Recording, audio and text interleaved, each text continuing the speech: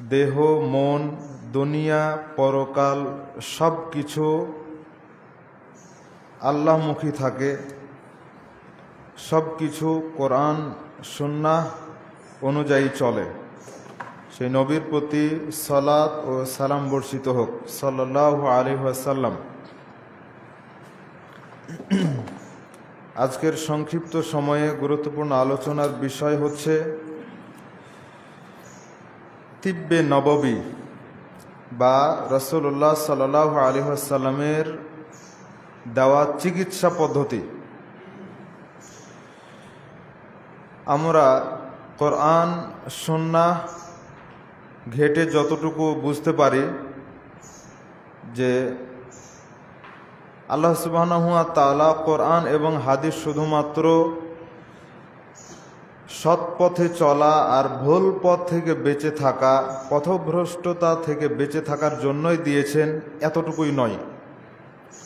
বরঞ্চ কোরআন এবং হাদিস আল্লাহ সুবহানাহু ওয়া তাআলা দিয়েছেন মানুষের সার্বিক কল্যাণের জন্য, সব ধরনের কল্যাণ এর জন্য, যেন মানুষ সেটা নিতে পারে, আর সব ধরনের অকল্যাণ থেকে বেঁচে থাকার জন্য।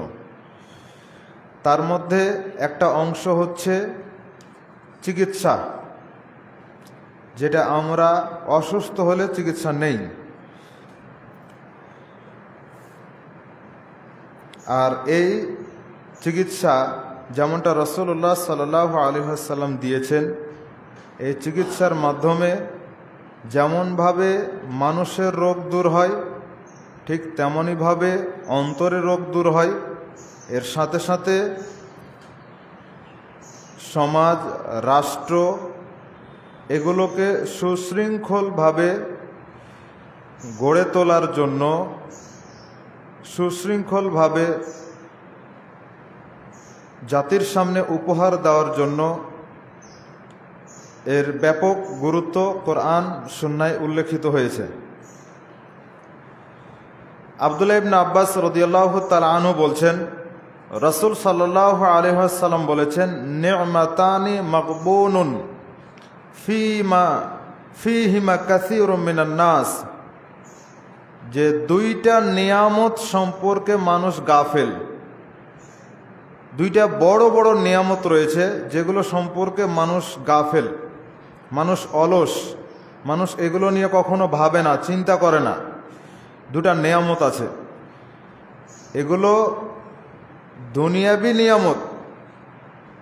মানুষ দুনিয়া নিয়ে এত মেতে থাকে, তবুও এ দুইটা নিয়ে ভাবার কখনো তার সুযোগ হয় না। দুইটা নিয়ামত, তার একটা হচ্ছে আসিহা আর একটা হচ্ছে আল ফারাগ। একটা হচ্ছে সিহা, সুস্থতা, আল ফারাগ, অবসর টাইম। মানুষ সুস্থ থাকে তখন সুস্থতার নিয়ামত কি জিনিস সেটা বুঝে না। মানুষ যখন অবসর থাকে তখন তার ফ্রি টাইম সম্পর্কে সে কিছু বুঝে না। সুস্থ থাকলেই মানুষ পাপ কাজে লিপ্ত হয়, অবসর সময় পাইলেই মানুষ পাপে লিপ্ত হয়। মানুষ এ সময়গুলোর গুরুত্ব বুঝে না। অত্র হাদিস সহিহ বুখারীর মধ্যে রয়েছে 6412 নম্বর হাদিস, মিশকাতের মধ্যে পাওয়া যাবে 5155 নম্বর হাদিস। এই হাদিস থেকে যেটা বোঝা যায় যে সুস্থতা এবং অবসর এ সময়ের মূল্য মানুষ দেয় না, যা আল্লাহ রাসূল হাদিসে উল্লেখ করেছেন। কাসীরুম মিনান নাস, অধিকাংশ মানুষ এ দুইটা সম্পর্কে গাফেল। অসুস্থ হলেই না সুস্থতার মর্যাদা মানুষ বুঝে, সুস্থতার মূল্য বুঝে। আর যখন মানুষ ব্যস্ত হয়ে যায় তখন আফসোস করে, তখন মূল্য বুঝে যে একটু যদি অবসর সময় পেতাম তাহলে হয়তো এই কাজটা করতাম। কিন্তু আসলে যদি সে অবসর সময় পায়, করে না। অবসর সময় পাই না কি? ঠিকই পাই, কিন্তু সময়কে কাজে লাগায় না। ঠিকই অবসর সময় দোকানে আড্ডা দিয়ে সময় কাটাই, অবসর সময়ে মোবাইলে গেম আর অশ্লীল ভিডিও আর ফানি ভিডিও, রিলস ভিডিও দেখে সময় নষ্ট করে। ঠিকই সে সময় পেলে বন্ধু বান্ধবদের সাথে আড্ডা দিয়ে সময় নষ্ট করে, এদিক ওদিক ঘুরে বেড়িয়ে সময় নষ্ট করে। অবসর সময়কে কেউ কাজে লাগাতে জানে না অধিকাংশ মানুষ। যখন মানুষ ব্যস্ত হয়ে পড়ে, যখন মানুষ অসুস্থ হয়ে পড়ে, তখন সে বুঝতে শিখে যে অবসর সময়ের আর সুস্থতার মূল্য কত। হাসপাতালে গিয়ে দেখেন, হাসপাতালে গেলে বুঝতে পারবেন যা আপনার সুস্থতার দাম কত। কারণ হাসপাতালে যারা বেডের ওপরে থাকে তারা অসুস্থ মানুষ। হাসপাতালে যারা বেডে থাকে তারা অসুস্থ মানুষ।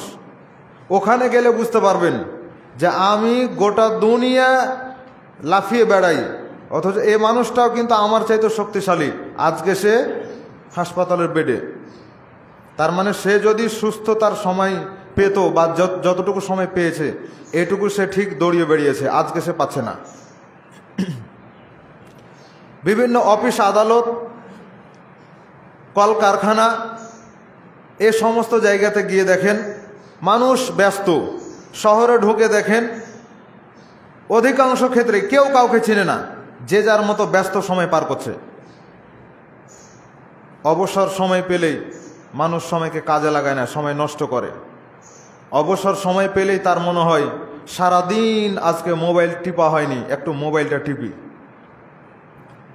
অবসর সময় পেলেই তার মনে হয় সারাদিন আজকে মোবাইলে এই ভিডিও দেখা হয়নি, ওই ভিডিও দেখা হয়নি, তাহলে আজকে এখন যে সময়টা পেয়েছি এই সময়টা একটু কাজে লাগাই।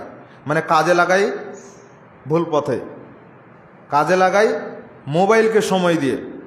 যেইভাবে মানুষ মোবাইলকে বেশি বেশি সময় দেয়, যদি বইকে সময় দিত তাহলে জাকির নায়েক হওয়া কোনো ব্যাপার ছিল না। জাকির নায়েক শুধু মিডিয়াকে সময় দিয়ে জাকির নায়েক হয়নি, মিডিয়াকে সময় দিয়েছে প্রচারের সময়। যখন তার বক্তব্য প্রচার করতে হবে তখন সে মিডিয়াকে সময় দিয়েছে, কিন্তু তার আগ পর্যন্ত বা মিডিয়াকে সময় দেওয়ার আগ পর্যন্ত সে পড়াশোনার উপরেই সময় দিয়েছে, যার কারণে সে জাকির নায়েক।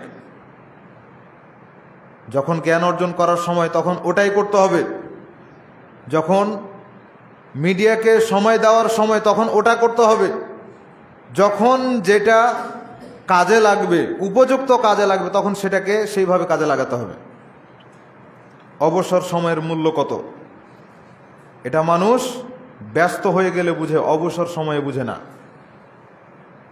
ঠিক আপনার আয়ুর দাম কত, আপনার যে বয়স আল্লাহ আপনাকে দিয়েছে এটার দাম কত, এটা যদি বুঝতে চান তাহলে আপনাকে যেতে হবে গোরস্থানে। গোরস্থানে গেলে বুঝতে পারবেন প্রতাপশালী ব্যক্তি, ক্ষমতাধর ব্যক্তি যারা ছিল তারা আজকে কবরে, তারা যতটুকু সময় পেয়েছে এ সময়টা কিভাবে সময় কাজে লাগিয়েছে, আর আজকে তারা কবরে আছে, কোনো ক্ষমতা নাই। আয়ুর দাম কত, যে সময়টুকু আপনি পাচ্ছেন, আজকে যারা কবরে শুয়ে আছে তারা আফসোস করছে সময়টা কাজে লাগায়নি তাই, তার আয়ু তার বয়সটাকে কাজে লাগায়নি তাই। আর তারই ওপরে ছাদের ওপরে আপনি হেঁটে বেড়াচ্ছেন, আপনি এটাকে কিছুই মনে করেন না, আপনার এটাকে কিছুই মনে হয় না।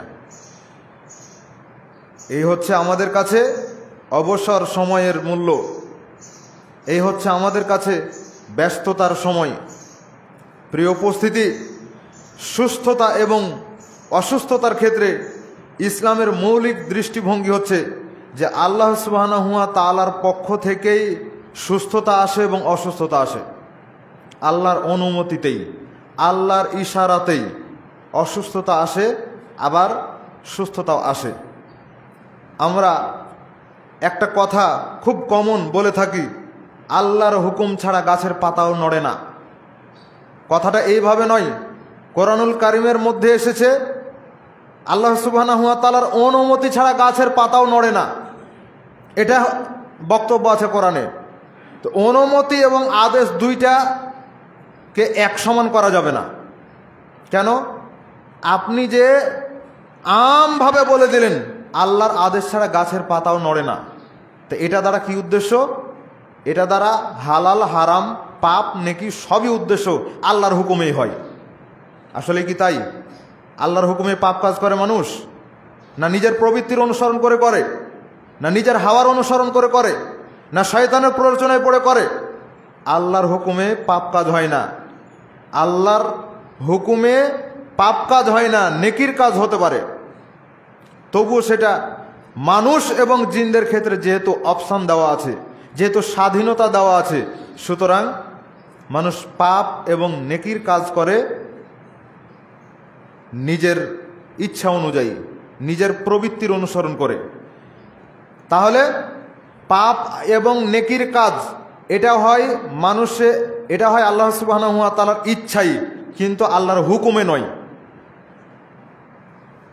তোমরা আলাদা হয়ে বসো, আলাদা হও, জায়গায় জায়গায় বসো, এক জায়গায় নয়। পাপ এবং নেকি এটা আল্লাহর অনুমতিতে হয়, আল্লাহর অনুমতিতে এগুলো হয়, মানে আল্লাহ অনুমতি দিয়ে রেখেছেন। নেকির ক্ষেত্রে যেমন আল্লাহর অনুমতি, পাপের ক্ষেত্রেও তাই, আল্লাহর অনুমতিতে হয় কিন্তু আল্লাহর হুকুমে নয়। এটা বুঝতে হবে। ডাইরেক্ট আমভাবে কেউ যদি বলে যে সব কিছু আল্লাহর হুকুমেই হয়, তা আপনি যে পাপ কাজটা করেন, বিড়ি খান, এটাকে আল্লাহর হুকুমে করছেন আপনি, না আল্লাহর অবাধ্য হয়ে করছেন? আপনি 5 ওয়াক্ত সালাত পড়েন না, তো 5 ওয়াক্ত সালাত না পড়া এটা আল্লাহর হুকুম, না 5 ওয়াক্ত সালাত পড়াটা আল্লাহর হুকুম? 5 ওয়াক্ত সালাত পড়া আল্লাহর হুকুম, 5 ওয়াক্ত সালাত পরিত্যাগ করা আল্লাহর হুকুম নয়। হ্যাঁ, ক্ষেত্র বিশেষে আছে। মহিলাদের ক্ষেত্রে তারা মাসে একটা সমস্যার মধ্যে পড়ে, ওখানে কি আল্লাহর হুকুমেই সালাত ত্যাগ করতে হয়, কিন্তু যখন সুস্থ থাকে তখন সালাত ত্যাগ করবে আর বলবে যে আল্লাহর হুকুমে করছি, এত সহজ? তাহলে আল্লাহর হুকুম এবং আল্লাহর অনুমতি দুইটাই আলাদা জিনিস। যদি দুইটাকে একরকম করে তাহলে কুফরি হয়ে যাওয়ার সম্ভাবনা রয়েছে। অতএব সাবধান। আল্লাহর অনুমতি, আল্লাহর চাওয়া এটা এক জিনিস, যে আল্লাহ চেয়েছেন তাই হয়েছে, এটা এক জিনিস, কিন্তু আল্লাহর হুকুম এটা নয়। আল্লাহর হুকুমের ক্ষেত্রে আলাদা। তো আল্লাহ সুবহানাহু ওয়া তাআলার পক্ষ থেকে, মানে আল্লাহর অনুমতিতে বা আল্লাহর ইচ্ছাতেই রোগ আসে, আল্লাহর ইচ্ছাতে আবার রোগ ভালো হয়। তো মুমিনদের ক্ষেত্রে রোগ আসার বিষয়টা হলো এক ধরনের নিয়ামত। যেমন পরীক্ষা তেমন নিয়ামত। পরীক্ষা মানে কতটুকু আপনি আল্লাহকে ডাকছেন, আল্লাহ সেটা দেখবেন। কতটুকু আপনি ধৈর্য ধারণ করছেন, আল্লাহ সেটা দেখবেন। আল্লাহর ফয়সালার উপরে কতটুকু আপনার ধৈর্য আছে। আর নিয়ামত মানে মুসলিম ব্যক্তির, মুমিন ব্যক্তির যদি অসুখ হয়, এ অসুখের বিনিময়ে আল্লাহ সুবহানাহু ওয়া তাআলা গুনাহগুলো ক্ষমা করে দেন। যেমনভাবে একটা মৌসুম থাকে, গাছের পাতাগুলো সব ঝরে ঝরে পড়ে, এটার একটা মৌসুম থাকে, দেখবেন যে পুরো গাছটা একবারে নাড়া হয়ে গেছে। তো এটা যেমন মুমিন ব্যক্তির অসুস্থতা, মুমিন ব্যক্তির দুশ্চিন্তা, মুমিন ব্যক্তির পেরেশানি, মুমিন ব্যক্তির ডিপ্রেশন, যেটাই বলেন না কেন, মুমিন ব্যক্তির হাতে পায়ে কোনো আঘাত লাগা, অ্যাক্সিডেন্ট হওয়া, কষ্ট অনুভব করা, প্রত্যেকটা ক্ষেত্রে আল্লাহ সুবহানাহু ওয়া তাআলা তার জীবনের গুনাহগুলোকে ক্ষমা করেন। দুশ্চিন্তা কি? আপনি একটা গাড়ি কিনতে গেছেন, তো গাড়ি কিনতে যাওয়ার পরে টাকা আপনি পকেটে নিয়ে গেছেন, তো এক পকেটে টাকা আছে, আপনি আর এক পকেট চেক করছেন। নিচের পকেটে টাকা আছে, আপনি ওপর পকেটে দেখছেন, তো ওপর পকেটে টাকা নেই। একটু টেনশন হলো যে টাকা রাখলাম কোথায়। কলম খুঁজছিলেন, এক পকেটে কলম আছে আর আরেক পকেট আপনি খুঁজছেন, খুঁজে আর পান না। হয় না এরকম যে হাতেই কলম নিয়ে আছি আর খুঁজে বেড়াচ্ছি? তো এইরকম হয়। আর এতে যে দুশ্চিন্তা আসে, যে টেনশন কাজ করে, এটার জন্য আল্লাহ সুবহানাহু ওয়া তাআলা মুসলিম মুমিন ব্যক্তির গুনাহগুলো ক্ষমা করেন। কিন্তু কাফের মুশরিকদের ক্ষেত্রে এটা হবে না, বেনামাজির ক্ষেত্রে এটা হবে না। মুসলিম হলে তার জন্য এটা ফজিলত। এই জন্য রাসূল সাল্লাল্লাহু আলাইহি ওয়াসাল্লাম বলেছেন, মুমিন ব্যক্তির জন্য সব দিক দিয়ে ফজিলত। তাকে কোনো নিয়ামত দেওয়া হলে শুকরিয়া আদায় করে, তাকে বিপদে ফেলা হলে ধৈর্য ধারণ করে, সব দিক দিয়ে সুবিধা। কষ্টের মধ্যে পড়লে ধৈর্য ধারণ করে, আল্লাহর কাছে সাহায্য চায়, আল্লাহকে ভুলে যায় না। আর মুনাফিক ব্যক্তি, কাফের মুশরিক ব্যক্তি, তারা একটুতে বিচলিত হয়ে যায়। আল্লাহ সুবহানাহু ওয়া তাআলা কোরআনুল কারীমের মধ্যে বলছেন, ইব্রাহিম আলাইহিস সালাম বলছেন, ওয়া ইযা মারিদতু ফাহুয়া ইয়াশফিন, যখন আমি অসুস্থ হই তখন আল্লাহ আমাকে সুস্থ করেন। তাফসির খুলে দেখেন, এই আয়াতের তাফসিরে আবু বকর জাকারিয়া, তাফসির আহসানুল বায়ান, অন্তত এই কমন তাফসিরগুলো খুলে দেখেন, দেখতে পাবেন যে ইব্রাহিম আলাইহিস সালাম অসুখটাকে নিজের দিক থেকে বলেছেন। এটা হচ্ছে আল্লাহ সুবহানাহু ওয়া তাআলার শানে আদব। আপনি ভুল করেছেন তো কি বলবেন যে আল্লাহ তাকদীরে তো লেখা ছিল, আপনি লিখে রেখেছেন, তাই তো আমি ভুল করেছি। এটা যদি বলেন তো এটা বড় ধরনের একটা অন্যায় হবে। আপনি হয়তো এটা বলতে পারেন, কিন্তু যখন আপনি বলেন রব্বানা যালামনা আনফুসানা, তখন কি এটার অর্থ কখনো পড়েছেন? এটার অর্থ রব্বানা যালামনা আনফুসানা, আল্লাহ হে আমাদের প্রতিপালক, আমি আমার আত্মার উপরে জুলুম করেছি। দেখেন, আপনি কিন্তু গুনাহ করেছেন, এই জন্য আল্লাহকে বলছেন যে আল্লাহ আমি গুনাহ করেছি, আমি আমার আত্মার উপরে জুলুম করেছি। ওয়াইল্লাম তাগফির লানা, আপনি যদি আমাকে ক্ষমা না করেন, ওয়াতারহামনা, আপনি যদি আমার প্রতি দয়া না করেন, লানাকুনান্না মিনাল খাসিরিন, আমি ক্ষতিগ্রস্তদের অন্তর্ভুক্ত হব, আমি জাহান্নামীদের অন্তর্ভুক্ত হব। তাহলে পাপ করার পরেও বিনয়ের সাথে যদি কেউ এইভাবে দোয়া করে, তাহলে আল্লাহ তাকে ক্ষমা করেন। যেমন আদম আলাইহিস সালাম আল্লাহর কাছে দোয়া করছিলেন, ভুলটা হওয়ার পরে, ভুল সংগঠিত হওয়ার পরে তিনি আল্লাহর কাছে দোয়া করলেন। আমাদের সমাজে প্রচলিত আছে যে তিনি দোয়া করতেই আছেন, দোয়া কবুল হয় না, তখন তিনি আল্লাহকে বলছেন যে আল্লাহ মুহাম্মাদের ওসিলায় তুমি ক্ষমা করে দাও। তো মুহাম্মাদের ওসিলায় ক্ষমা চেয়েছে, আর আল্লাহ ক্ষমা না করে পারে?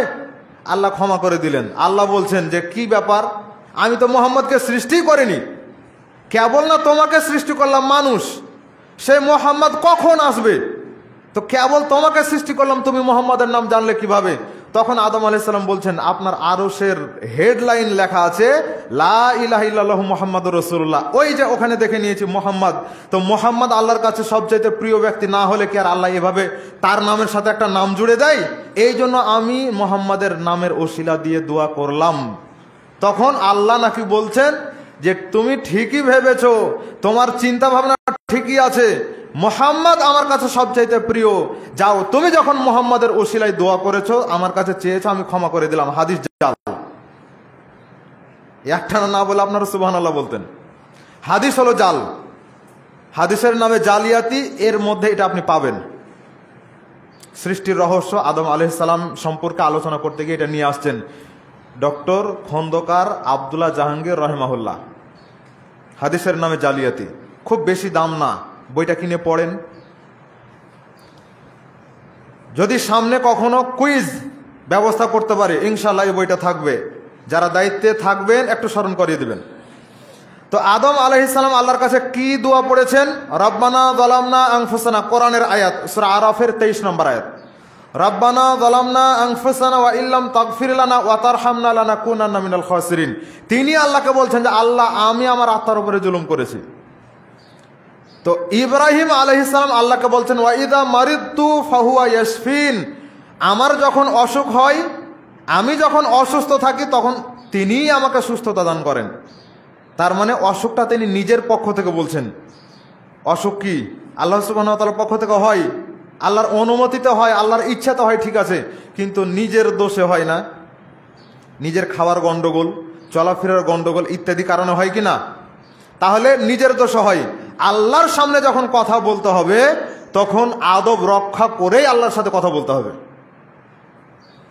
অসুখের ক্ষেত্রে হোক, কোনো কিছু চাওয়ার ক্ষেত্রে হোক, যার কারণে দোয়া করার আদব হলো, দোয়া করার বেশ কিছু আদব রয়েছে।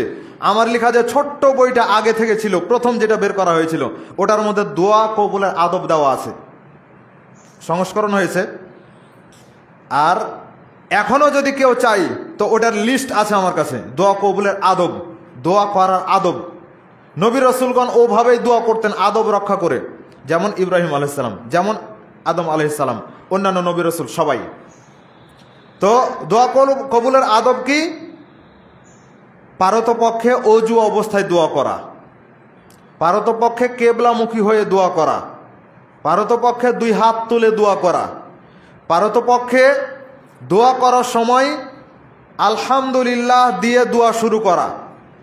যেমন আমরা বক্তব্যের শুরুতে আলহামদুলিল্লাহ ওয়াহদা ওয়াসসালাতু ওয়াসসালামু আলা মাল্লা নাবিয়া বাদা, আল্লাহ এবং তার রসুলের মানে আল্লাহর শুকরিয়া এবং নবীর প্রতি দরুদ পড়ে বক্তব্য শুরু করি।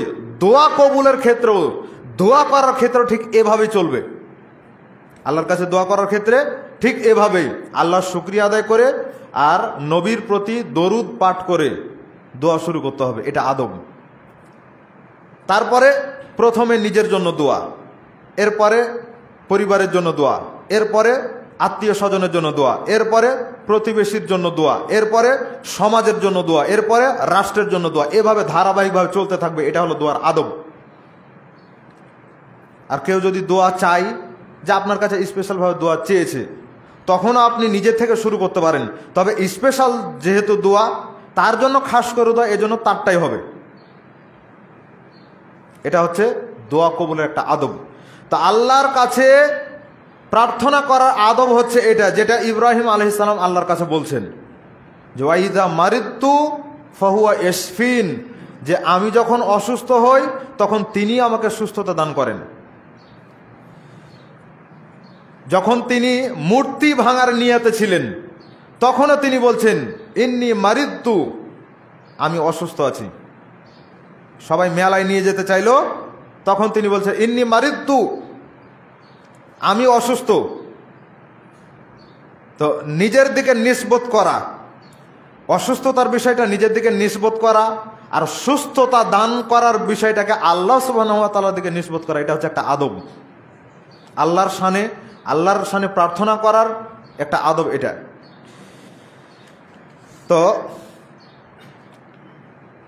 যেহেতু আলোচনা হচ্ছে চিকিৎসা কেন্দ্রিক, রাসূল সাল্লাল্লাহু আলাইহি ওয়াসাল্লাম কিভাবে চিকিৎসা গ্রহণ করতেন সে বিষয়ে আবু হুরায়রা রাদিয়াল্লাহু তাআলা আনহু বলছেন, রাসূল সাল্লাল্লাহু আলাইহি ওয়াসাল্লাম বলেছেন, মা আনজালাল্লাহু দাআ ইল্লা আনজালালাহু দাওয়াআন, পৃথিবীতে আল্লাহ তাআলা এমন কোনো রোগ সৃষ্টি করেননি যার চিকিৎসা তিনি সৃষ্টি করেননি, যার আরোগ্য তিনি সৃষ্টি করেননি।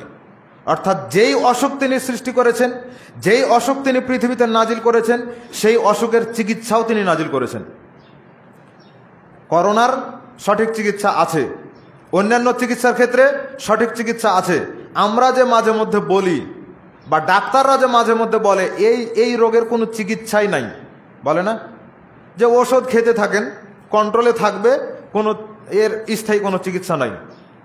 এটা একেবারে সত্য কথা নয়, হাদিসের বিরোধী কথা এটা।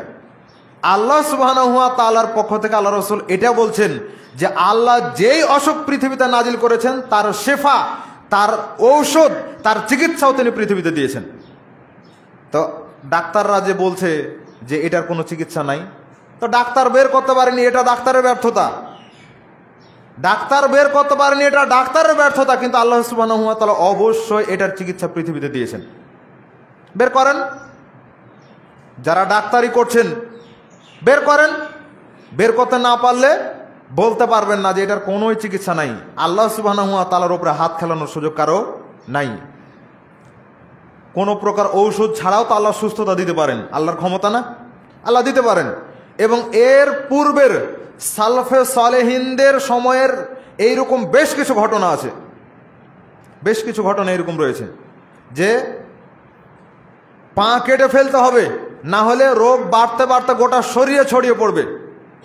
ডাক্তার এসে পা কাটবে আর ছেলেতে পা কাটতে দিবে না, বাবা মাও পা কেটে দিতে রাজি, ভাই বোনও পা কেটে দিতে রাজি, কিন্তু ছেলে পা কাটবে না। ও আল্লাহর কাছে চাচ্ছে, আল্লাহ সুবহানাহু ওয়া তাআলা সাথে সাথে, একবারে ম্যাজিক বলতে পারেন, সাথে সাথে আল্লাহ সুস্থ করে দিয়েছেন। এইরকম কিছু ঘটনা রয়েছে। আল্লাহর প্রতি মজবুত ঈমান নিয়ে, আন্তরিক চাওয়া নিয়ে ধৈর্য নিয়ে যদি আল্লাহর কাছে চাওয়া যায়, অবশ্যই আল্লাহ সুবহানাহু ওয়া তাআলা দান করবেন। তো এই হাদিস রয়েছে সহিহ বুখারীতে 5678 নম্বর হাদিস, মিশকাতের মধ্যে রয়েছে 4514 নম্বর হাদিস। তাহলে প্রত্যেকটা রোগের ক্ষেত্রে চিকিৎসা রয়েছে। এখান থেকে শিক্ষার বিষয় হলো যে অন্তরে দৃঢ় বিশ্বাস এবং দয়ার আশা রাখতে হবে যে আল্লাহ সুবহানাহু ওয়া তাআলা অবশ্যই প্রত্যেকটা রোগের ক্ষেত্রে চিকিৎসার ব্যবস্থা রেখেছেন। হয়তো আমি রোগী, আমি হয়তো বা পুরো রোগটা ডাক্তারের কাছে স্পষ্ট বলতে পারলাম না, বা ডাক্তার পুরো রোগটা স্পষ্ট ধরতে পারলো না, বা চিকিৎসার ক্ষেত্রে ডাক্তারে পুরোপুরিভাবে ঔষধ সাজেস্ট করতে পারলো না, যার কারণে অসুখ ভালো হয়নি। 2 নাম্বার হচ্ছে যে এটা ডাক্তারদের জন্য একটা চ্যালেঞ্জ। পৃথিবীতে যত ডাক্তার রয়েছে সবার জন্য একটা চ্যালেঞ্জ হলো যে অবশ্যই আল্লাহ সুবহানাহু ওয়া তাআলা প্রত্যেকটা রোগের জন্য চিকিৎসার ব্যবস্থা রেখেছেন। তাতে আজকে খুঁজে বের করতে পারেন অথবা 2 বছর পরেও বের করতে পারেন, বের হবেই হবে। চিকিৎসা আছে, হয় আপনি বের করবেন, না হলে আপনার পরবর্তী যারা আসবে তারা বের করবে, কিন্তু বের হবেই হবে, বের হবে। এমনও হতে পারে যে কিছু মানুষ সঠিক চিকিৎসা না পাওয়ার কারণে মারা গেল। তো তার যদি দৃঢ় ঈমান থাকে, তার যদি ধৈর্য থাকে, আল্লাহর উপরে যদি ভরসা থাকে, তো দুনিয়াতে সে রোগ অবস্থায় মারা গেল। রোগ অবস্থায় মারা যাওয়া মানে কি? শহীদি মৃত্যু। রোগ অবস্থায় যদি মারা যায় তাহলে শহীদি মৃত্যু পাওয়া যায়। বেশ কিছু রোগের ক্ষেত্রে আল্লাহ রাসূল এটা বলেছেন। তাহলে রোগ অবস্থায় মারা গেলেন, লস হলো কি? লস হয়নি। এরপরে আসেন, আবু খুজামা রাহিমাহুল্লাহ বলছেন, তার পিতা থেকে তিনি বর্ণনা করছেন যে রাসূলুল্লাহ সাল্লাল্লাহু আলাইহি ওয়াসাল্লামকে জিজ্ঞেস করা হলো যে আল্লাহ রসুল, আরাআইতা রুকইয়া নাস্তারকিহা ওয়া দাওয়াহু নাতাদাওয়া বিহি, যে আল্লাহ রসুল যে সমস্ত তন্ত্র মন্ত্র পাঠ করে বা ঔষধের মাধ্যমে আমরা চিকিৎসা করে থাকি, বা আত্মরক্ষার জন্য আমরা যে সমস্ত চেষ্টা অবলম্বন করি, উপায় অবলম্বন করে থাকি, এটাও কি তাকদীর? এটা কি তাকদীরকে পরিবর্তন করতে পারে? যতগুলো আমরা মাধ্যম অবলম্বনকারী, এগুলো কি তাকদীর পরিবর্তন করতে পারে? রাসূলুল্লাহ সাল্লাল্লাহু আলাইহি ওয়াসাল্লাম বলছেন, হিয়া মিন কাদারিল্লাহ, এটাই হচ্ছে আল্লাহ সুবহানাহু ওয়া তাআলা তাকদীর, যে তুমি রোগ থেকে সুস্থ হওয়ার জন্য চেষ্টা করবে। এই চেষ্টা করাটা হচ্ছে তাকদীরের লিখন। এটাও লেখা আছে যে তুমি চেষ্টা করবে। একটা লোক স্থায়ী রোগী, তো দেখা যাচ্ছে অনেক দিন ধরে কত জায়গাতে চিকিৎসা নিল, তার মানে কি? ও চেষ্টা করেছে। এই চেষ্টা করাটাও তাকদীরের মধ্যে রয়েছে। হাদিস তিরমিজির মধ্যে রয়েছে 2065 নম্বর হাদিস। তাহলে রোগ হলেই যে তাকদীরের ওপরে ভরসা করে থেকে যাব, যে তাকদীরে আছে রোগ হয়েছে, এই যে এইরকম ভাবে থেকে গেলাম, এটা সঠিক নয়। সঠিক হচ্ছে যে রোগ যেমন হয়েছে আল্লাহ চিকিৎসারও ব্যবস্থা রেখেছেন, সেই চিকিৎসাটা খুঁজে বের করার চেষ্টা করা, এটাই হচ্ছে আমাদের জন্য করণীয়। আশা ছেড়ে না দেওয়া, চেষ্টা করে যাওয়া, এটা হচ্ছে আমাদের জন্য করণীয়, এবং এটা হচ্ছে তাকদীরের একটা অংশ। প্রিয় উপস্থিতি, কোরআন এবং সুন্নাহর মাধ্যমে চিকিৎসার বিষয়টা যেভাবে পাওয়া যায়, রোগ মূলত 2 ধরনের হয়। একটা হচ্ছে মানসিক রোগ, আর একটা হচ্ছে শারীরিক রোগ।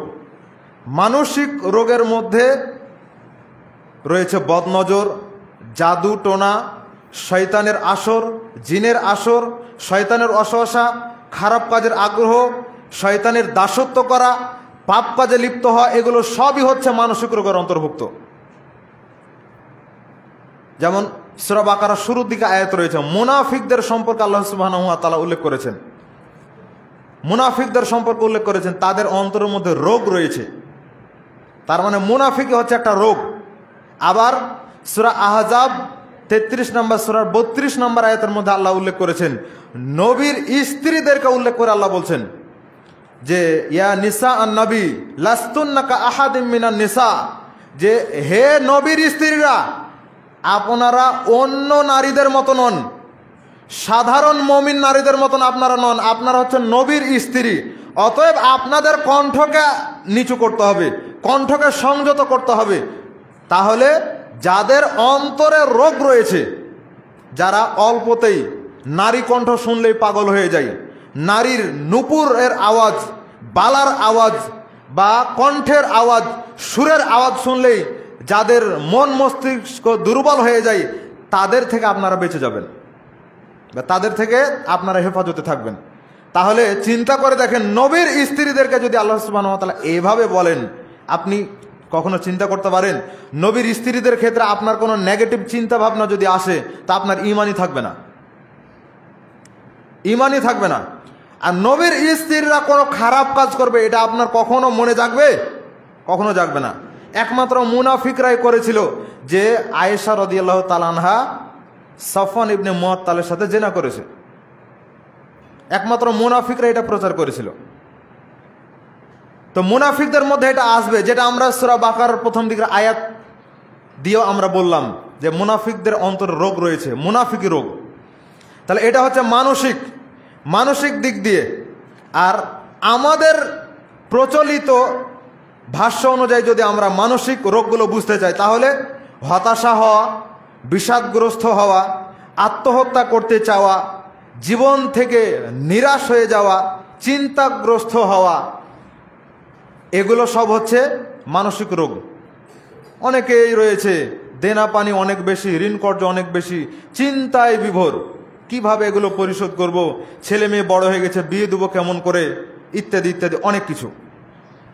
তো এত কিছু চিন্তা ভাবনা করে, তার মনে হয় যে কখন জানি হার্ট অ্যাটাক করে মারা যাব। এত ঋণ রয়েছে, কিভাবে এগুলো পরিশোধ করব, এত বোঝা মাথার উপরে রয়েছে, কিভাবে এগুলো পরিশোধ করব, কিভাবে এগুলো লাইনে আনা যায়।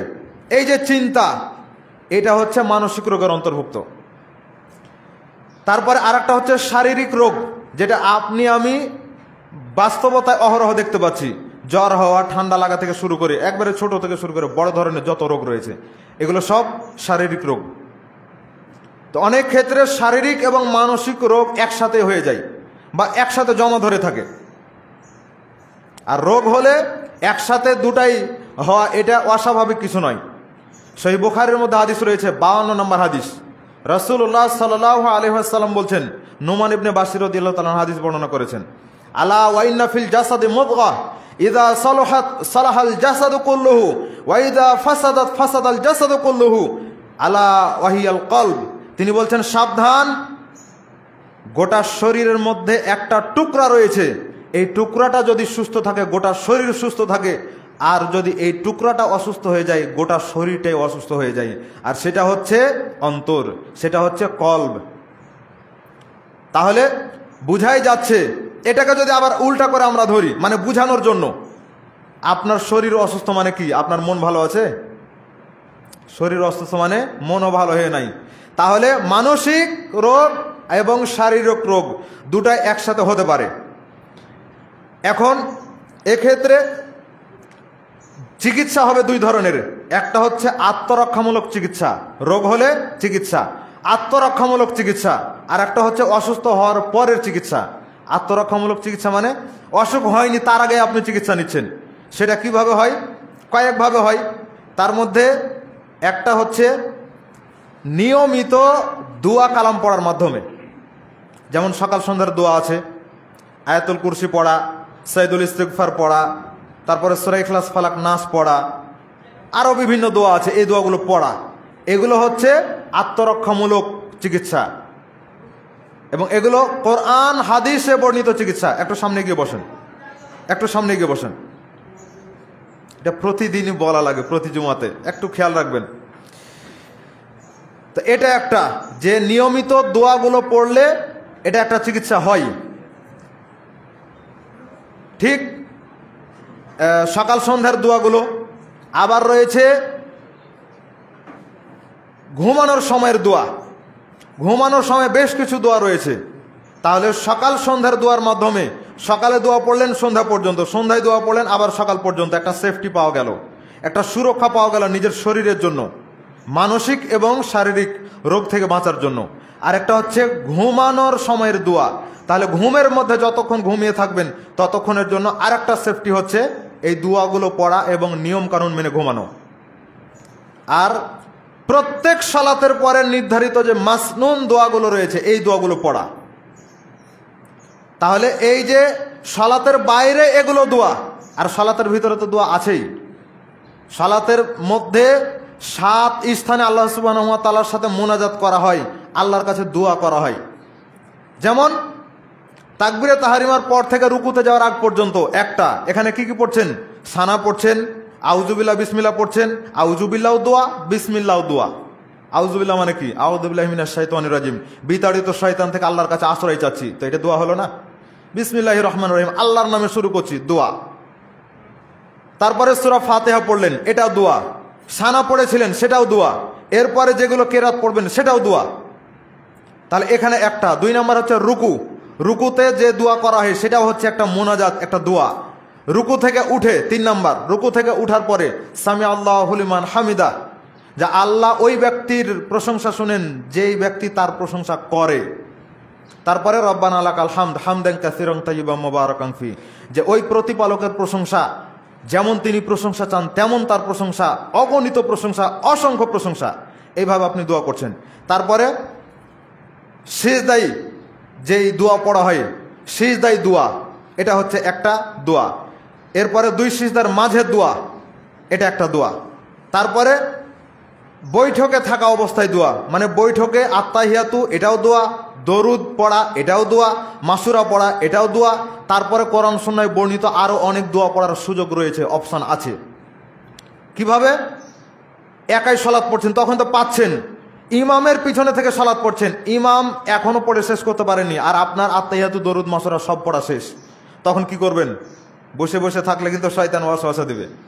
তো এই সময়ে সুযোগ আছে, আপনি কোরআনে বর্ণিত দোয়া জানেন তো অনেক, রব্বানা যালামনা আনফুসানা, রব্বানা আতিনা ফিদ দুনিয়া, রব্বিরহামহুমা কামা, এতগুলো দোয়া আপনি জানেন। এই দোয়াগুলো সবই পড়েন এখানে, যতক্ষণ ইমাম সালাম না ফিরাচ্ছে ততক্ষণ। তাহলে এইখানে 6 নম্বর এটা। 7 নম্বর হচ্ছে কুনুত।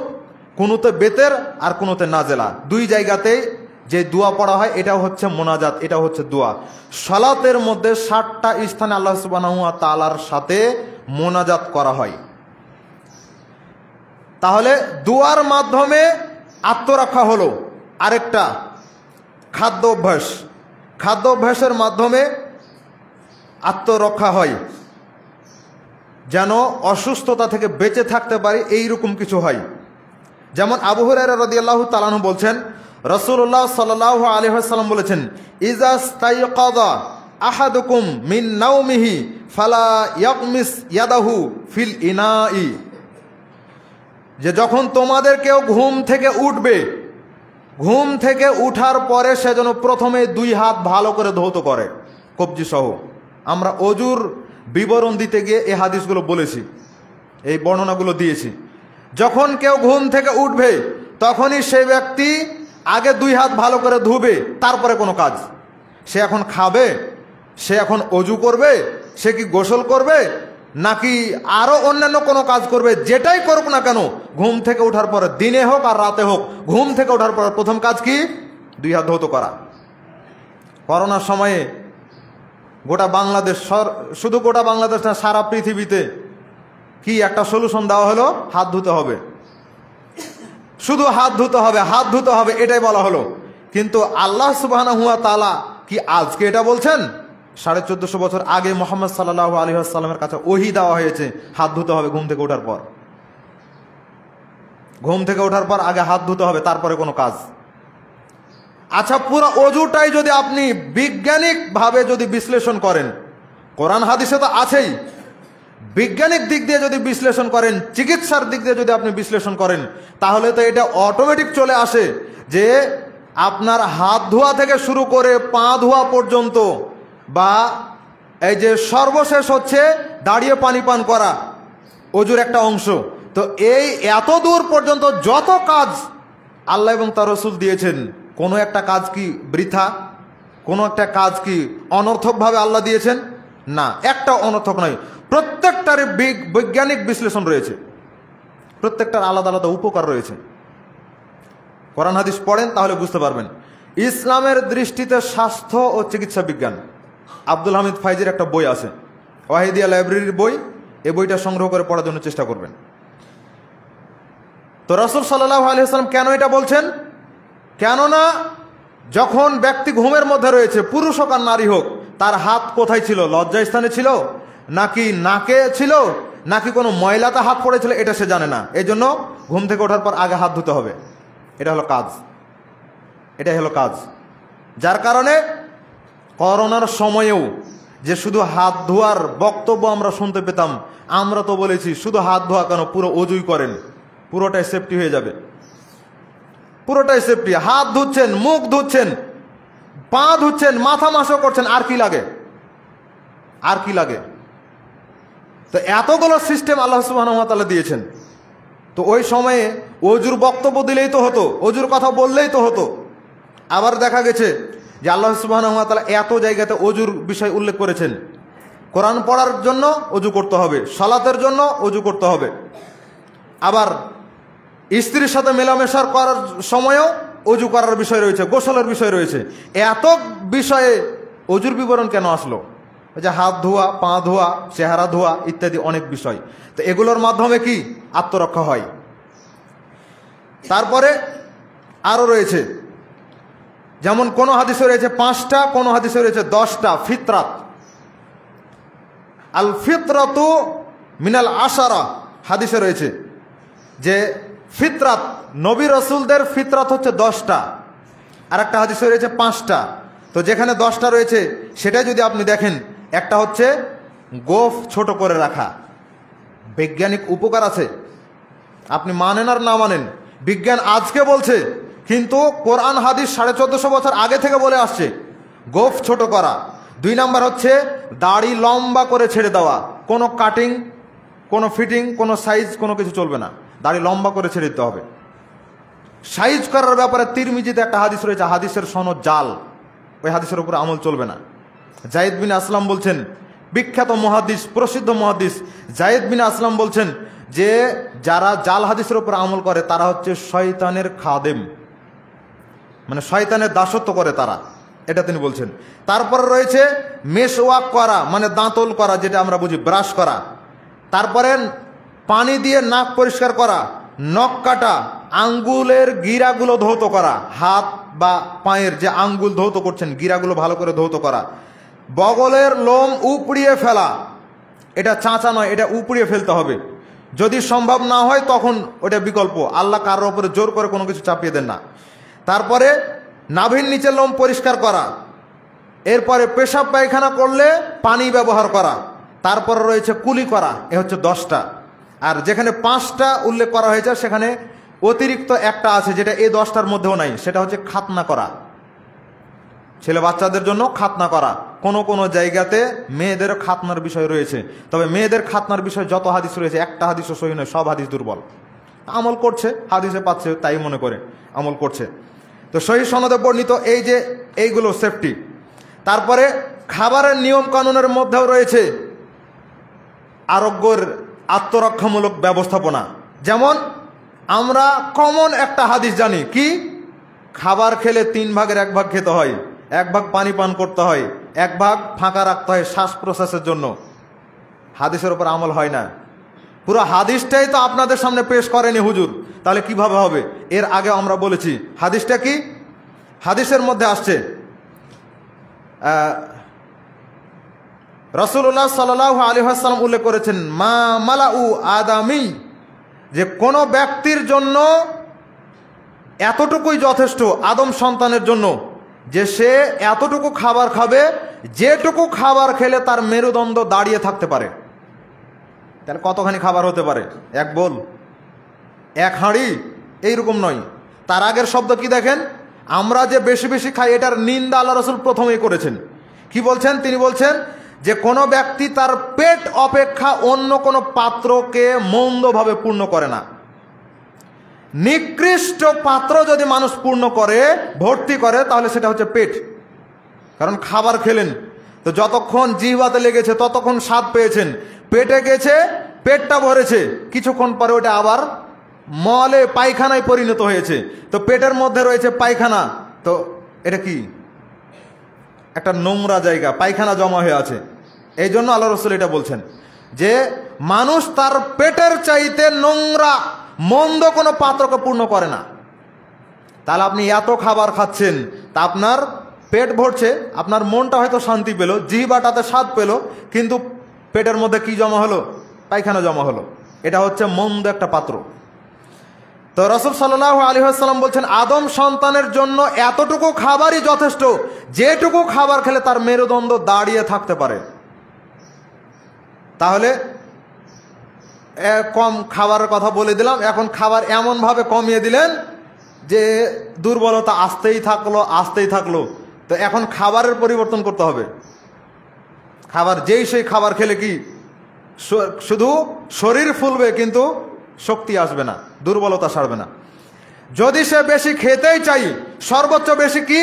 সেটা হচ্ছে 3 ভাগের 1 ভাগ খাদ্য খাবে, 3 ভাগের 1 ভাগের বেশি যেন খাবার না খাই, আর 1 ভাগ পানি পান করবে, আর 1 ভাগ থাকবে শ্বাস প্রশ্বাসের জন্য ফাঁকা।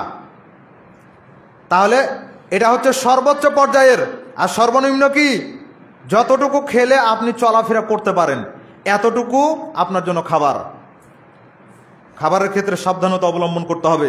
রাসূলুল্লাহ সাল্লাল্লাহু আলাইহি ওয়াসাল্লাম এবং সাহাবায়ে কেরাম সামান্য পরিমাণ খাবার খাওয়ার পরেও তেলাওয়াত করেন সুম্মা লা তুসআলুন্না ইয়াওমাইযিন আনিন নাঈম। পৃথিবীর মানুষ শুনে রাখো, ক্ষুধার্ত থাকা অবস্থায় যেটুকু খাবার তোমাকে দেওয়া হয়েছে, এই খাবারটুকু খেয়েছো মানে কি? এইটুকু খেয়েছো, হিসাব লাগবে না? এইটুকুরও হিসাব আল্লাহ সুবহানাহু ওয়া তাআলার কাছে লাগবে, কারণ এটা হচ্ছে আল্লাহর পক্ষ থেকে একটা নিয়ামত। তাহলে রমাদান মাসে যে মানুষ বলে যে যত পারবা খেয়ে নাও, কোনো হিসাব লাগবে না, ডাহা মিথ্যা কথা। কোরআন হাদিসে কোনো দলিল নাই। রমাদান মাসে বেশি খেলে হিসাব লাগবে না, কে বলেছে? কে বলেছে হিসাব লাগবে না? সাহারিতে একবারে ইচ্ছা মতন খেয়ে নিচ্ছেন, ইফতারে বসছেন তখন আবার ইচ্ছা মতন খেয়ে নিচ্ছেন, এত খাবার খাচ্ছেন। রমাদান আগে ছিল ওজন একরকম, রমাদানের মধ্যে এসে আবার ওজন বাড়তে বাড়তে বেড়েই চলেছে। হিসাব লাগবে না আল্লাহর কাছে?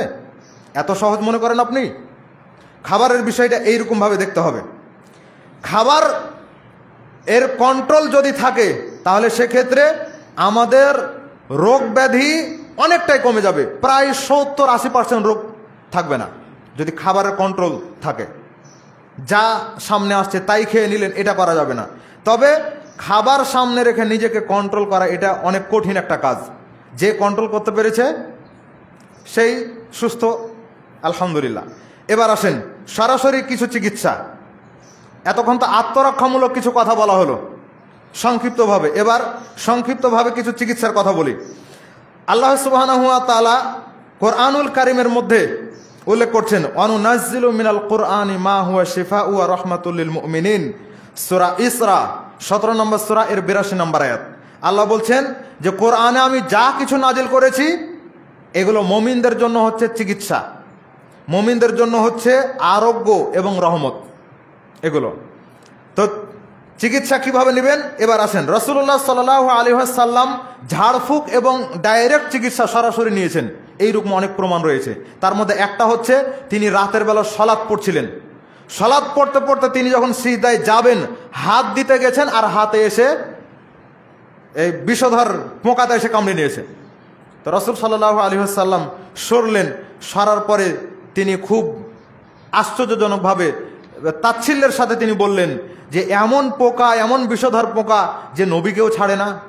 আমরা অনেক সময় বলি না, এইরকমভাবে শব্দ চয়ন করে আমরা বলি যে আমাকে চিনিস না তুই, তুই আমাকে কামড়াস, এরকমভাবে বলি। তো রাসূল সাল্লাল্লাহু আলাইহি ওয়াসাল্লাম মার্জিতভাবে এটাই বললেন যে এটা এমন পোকা, এমন বিষধর পোকা যে নবীকে পর্যন্ত ছাড়ে না। তারপরে তিনি বললেন যে তোমরা পানি নিয়ে আসো, লবণ নিয়ে আসো। তিনি লবণ পানি এক জায়গায় করলেন, দিয়ে তিনি তার আঙ্গুলের উপরে ঢালতে লাগলেন, ঢালছেন আর মালিশ করছেন, মেসেজ করছেন, আর তিনি মুআউযিযাতাইন সূরা নাস এবং ফালাক তিনি পড়ছেন। তার মানে বোঝা গেল যে চিকিৎসা আপনি যতই নেন না কেন, অপারেশন থিয়েটারেও যদি আপনি থাকেন, তবুও আপনাকে ঝাড়ফুঁকের এই যে সিস্টেম, সূরা ফাতিহা, সূরা ইখলাস, ফালাক, নাস, এগুলো আপনাকে পড়তে হবে।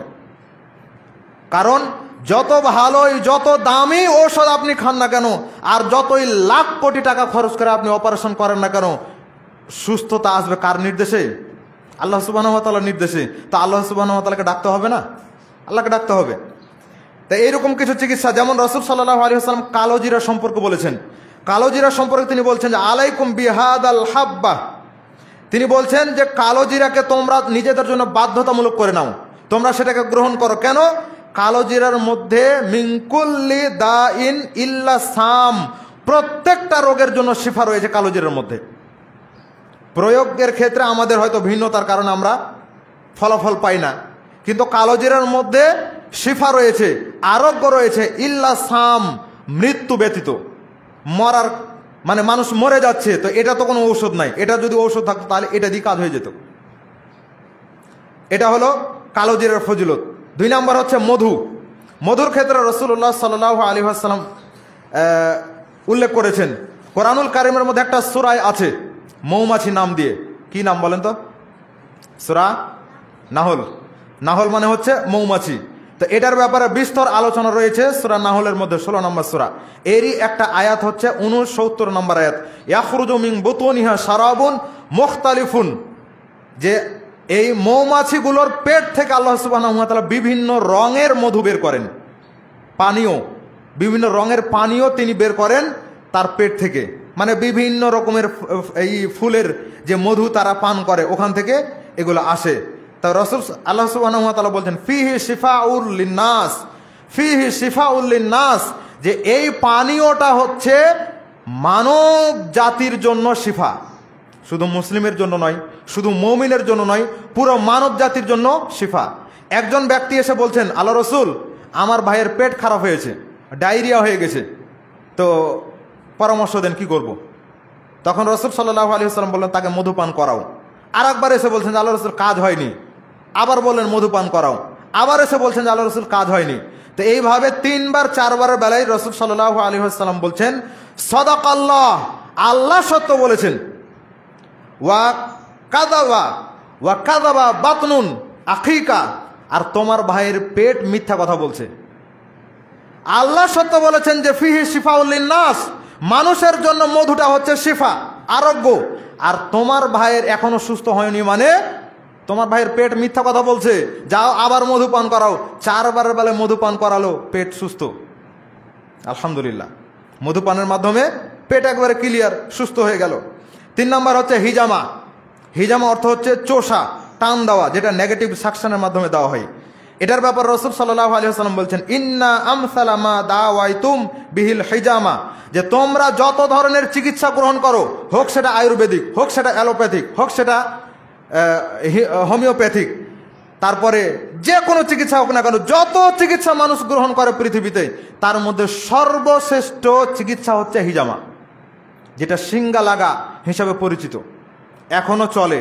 আধুনিক সময়ে এসে এটাকে বলা হয় কাপিং থেরাপি, যেটা প্লাস্টিকের কাপের মাধ্যমে নেগেটিভ সাকশন দিয়ে সেটার ভিতরের নেগেটিভ বায়ুটাকে বের করার পরে ওটাকে চিকিৎসা করা হয়, হালকা কেটে ওটা থেকে বদ রক্তগুলো বের করা হয়। আলহামদুলিল্লাহ, আল্লাহ সুবহানাহু ওয়া তাআলার দয়া, অতঃপর আপনাদের ইহসানের মাধ্যমে এই হাদিস সম্মত চিকিৎসাটা আলহামদুলিল্লাহ আল্লাহ শেখার জন্য সুযোগ করে দিয়েছিলেন। এই পর্যন্ত 3 জায়গায় শেখা হয়েছে, ইন্ডিয়াতে শেখার জন্য চেষ্টা আছে, আল্লাহ সুবহানাহু ওয়া তাআলা তৌফিক দিলে সেটাও হবে। তা এক্ষেত্রে রাসূল সাল্লাল্লাহু আলাইহি ওয়াসাল্লাম উপযুক্ত সময় উল্লেখ করেছেন। সেটা কি? সেটা হচ্ছে চন্দ্র মাসের 17 তারিখ, 19 তারিখ এবং 21 তারিখ। এই 3 দিনে হিজামা করাকে সুন্নাতি চিকিৎসা হিসাবে উল্লেখ করা হয়েছে। এছাড়া সাপ্তাহিকভাবে উল্লেখ করা হয়েছে, সাপ্তাহিকভাবে বার উল্লেখ করা হয়েছে, সেটা আমরা সময়ে বলবো ইনশাআল্লাহ। তো হিজামা অবশ্যই মানুষকে নেওয়া উচিত, কারণ পেট থেকে মানুষের রোগ ব্যাধি সৃষ্টি হয়, আর সেটা জমা হয় পিঠে, পিঠে বদ রক্তগুলো জমা হয়, গোটা শরীরে ছড়িয়ে পড়ে, তারপর থেকে রোগ। তো যত ধরনের স্থায়ী রোগ রয়েছে বা পুরাতন রোগ বলতে পারেন, সেগুলোর একটা কারেক্ট চিকিৎসা বলতে পারেন এই হিজামা, কারণ বদ রক্তগুলো বের করলেই এটা আস্তে আস্তে সুস্থতা চলে আসে। 4 নম্বর রয়েছে আজওয়া খেজুর। আমের বিন সাদ রাদিয়াল্লাহু তাআলা আনহু বলছেন, রাসূল সাল্লাল্লাহু আলাইহি ওয়াসাল্লাম বলেছেন মান তাসাব্বাহা কুল্লি ইয়াউমিন সাবা তামারাতিন, যে কেউ যদি প্রতিদিন সকালবেলা যদি 60টা আজোয়া খেজুর খায়, কোনো হাদিসে শুধু খেজুরের কথা রয়েছে, তার মানে আজোয়া খেজুর না হলেও হবে, তবে খেজুর, কেউ যদি প্রতিদিন 60টা করে খেজুর খায়, তাহলে ওই সারা দিনে কোনো বিষধর প্রাণী তাকে কামড়িয়ে তার শরীরে বিষ দিতে পারবে না। আল্লাহ হেফাজত করবেন, বিষকে পানি করে দেবে খেজুরে।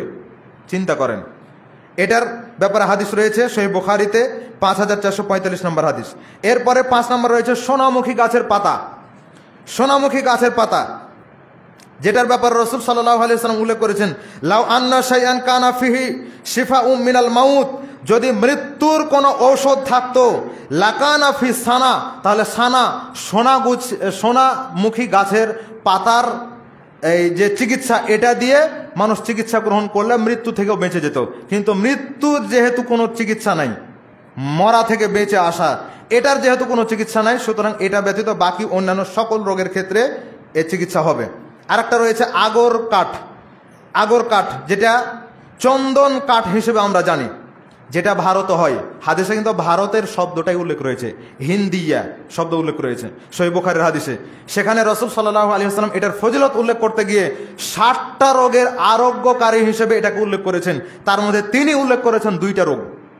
তার একটা হচ্ছে যাদের শ্বাসনালীর সমস্যা, হাঁপানি রোগ বলেন বা নাকের কোনো সমস্যা বলেন, সেক্ষেত্রে সে যদি ওটার গন্ধটা নাকে শুষে, তাহলে সেটার ক্ষেত্রে তার আরোগ্য আসবে আল্লাহ সুবহানাহু ওয়া তাআলার নির্দেশে।